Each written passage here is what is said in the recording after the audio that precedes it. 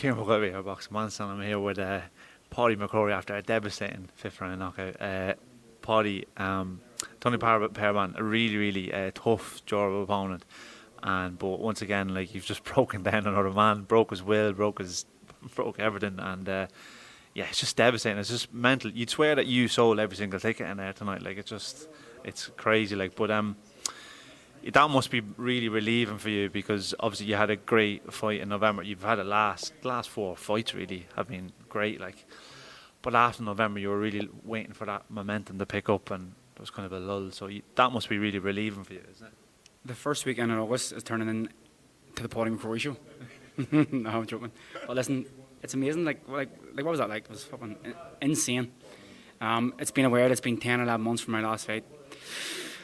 You've probably seen it slightly in the performance, but I was fighting a wild old fox who's a draw with Body Jack, who's fucking fought for a world title, and I took him apart. Yeah.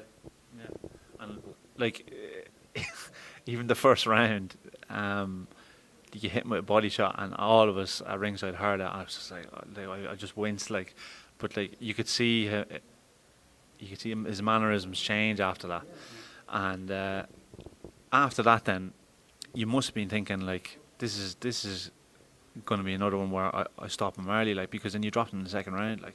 Yeah, but I knew he's durable because I thought his stoppage against Buatsi was a bit early, and he was down heavy, and he got up.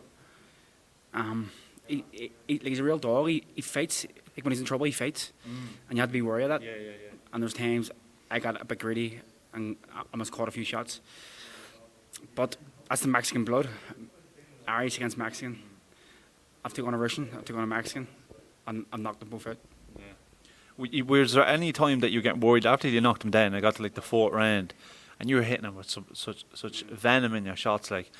And his recovery was so quick every time. Like, I was thinking, is this going to go to 8 rounds? Like, so was there ever a time where you're thinking, I'm not going to get him out? Like, even when he was getting up, he looked fresh. I was like, you're just like, I just knocked you down. But in fairness, it's something that I expected. I took a bit of a half round off because I was loading up a wee bit, and he came back into it slightly. And he's fast hands for his age. But yeah, there was a few times I thought he's just going to keep like he's going to like always get up. But I was talking to his manager Paco, and Paco said it didn't matter if he got up the last time because he was stopping the fight. He says that he has a family, a young family, and he wanted to save him. In regards to the last year, like, you won that belt this time last year at the Fela, and obviously that was a great stoppage. Same thing again in November. You had a brilliant stoppage and also had a great atmosphere. And I think it's fair to say that it must have been like a frustrating year for you, because you're kind of waiting for that big opportunity, that big fight, and you're calling people out. Not necessarily calling them out, but you're waiting for that fight to happen. MTK fold, and then it's, you're just waiting for something to happen. Like, do you feel like now, like, you really deserve the opportunity, regardless of the fact that, like, you've had a bit of a space between fights, but it's not really that much? But do you feel like now you've earned the right to have at least an eliminator or something along those lines? Like?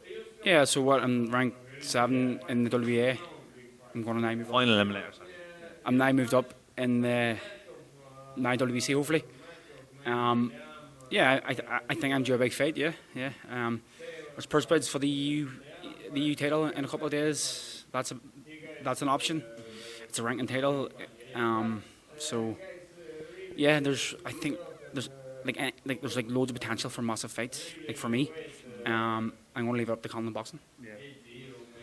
Yeah, it's exciting times ahead, hopefully, because you look at the crowd there. There's no reason why, if you get a big fight like where you can't headline something here in Belfast, like, so. Hopefully, there's something happens and it gets over the line. Fingers crossed. Like. Yeah, I think maybe the Ulster Hall probably isn't big enough now. Yeah. But it's a great venue, so yeah, we could do it there. But there's loads of options. I'm hearing of different places and different venues, and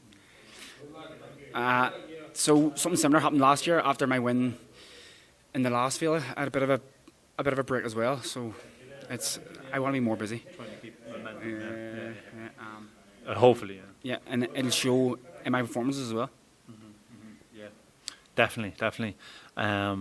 I think you're too nice, Polly. That's it. Yeah, you're too dangerous in the ring and too nice. People don't know how to take it. No. But look, Polly, really appreciate your time, and I'm very happy for you, and hope you enjoy the rest of your night. Thank you. Cheers. Thank you, Kieran.